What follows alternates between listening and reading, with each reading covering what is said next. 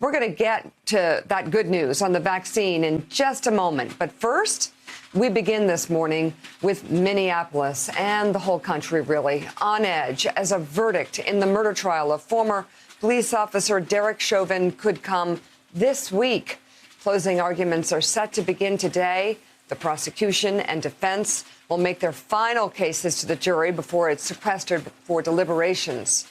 Chauvin faces 3 charges in the death of George Floyd: second-degree murder, third-degree murder, and second-degree manslaughter. Minneapolis is bracing for potential unrest as the city reckons with another police shooting of an unarmed black man in the midst of the trial. There have been protests every day since the shooting of Daunte Wright. In New York, police officers have been told that they cannot take off any unscheduled days starting today until further notice. And in Philadelphia, more than 1,000 National Guard troops have already been activated.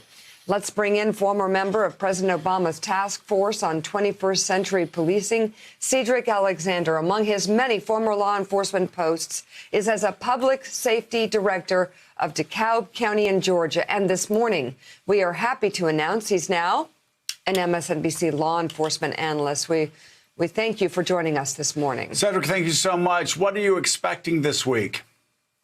Well, it's going to be an interesting week, and it's going to be fast-moving week as well. If we consider everything, Joe, Mika, that's going on in the country at this moment, and we're going to begin to hear these closing arguments today. And I think a lot of people are not really sure which way this trial could potentially go, or the outcome of this could potentially go. So I think it's one of these kind of weeks and days you just tie on your seatbelt and get ready, because we're going to take a ride across this country during these closing arguments.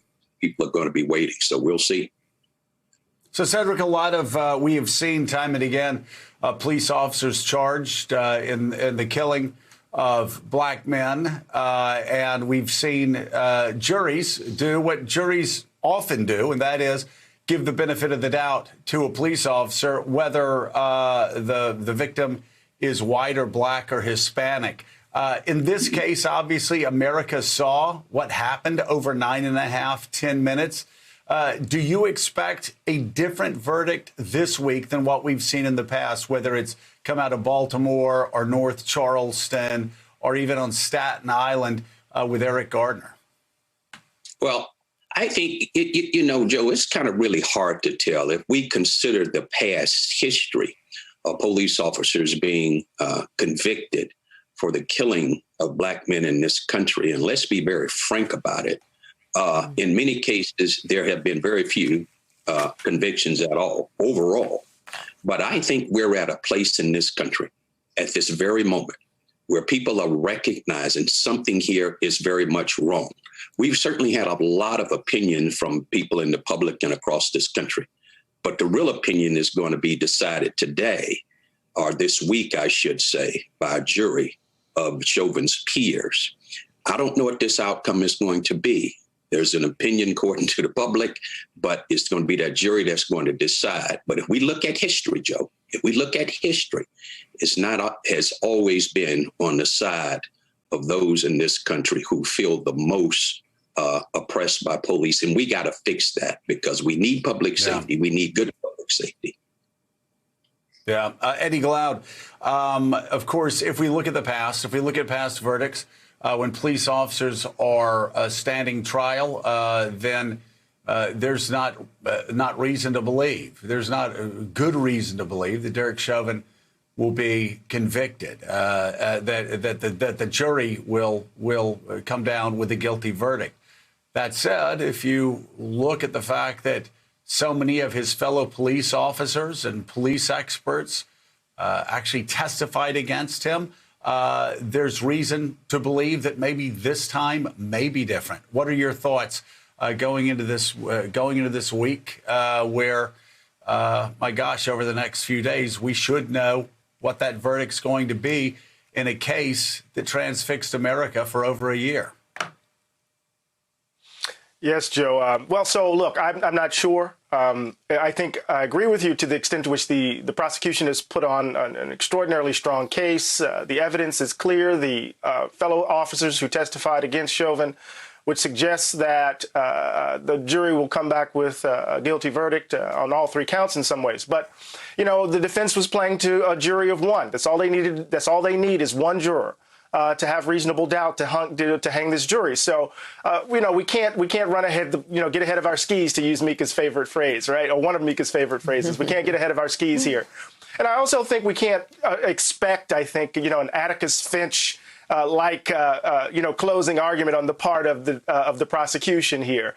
We need to just kind of put ourselves in a space to kind of prepare for what will come down the pike, because we still have this extraordinary national debate, Joe, about the form of policing. Whatever the decision will be in this trial, we still have to address how police engage in their work across the country. So we still have a lot of work to do moving forward. Yeah, and that work has a lot to do with de-escalation and what leads up to a shooting, especially in the case of Daunte Wright. You can look at every decision that was made before, and that there is room for improvement on many levels across the country. Jonathan Lemire, what is the White House thinking about this, preparing in any way? How connected are they to watching this verdict come down and being prepared to react? I mean, they've been watching it warily for weeks now, Mika. The White House from the podium, of course, they're not going to weigh in one way or the other on what they think should happen with the verdict. President Biden has been clear that what he thought what happened to George Floyd was a tragedy, and that this is a story that has told far too often in communities and black households across the nation.